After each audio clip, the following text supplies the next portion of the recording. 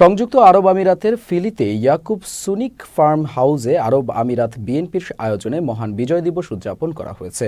অনুষ্ঠানে বক্তারা দেশের উন্নয়ন ও ভাবমূর্তি উজ্জ্বল রাখতে রেমিটেন্স পাঠানো এবং নিয়ম মেনে চলার আহ্বান জানান।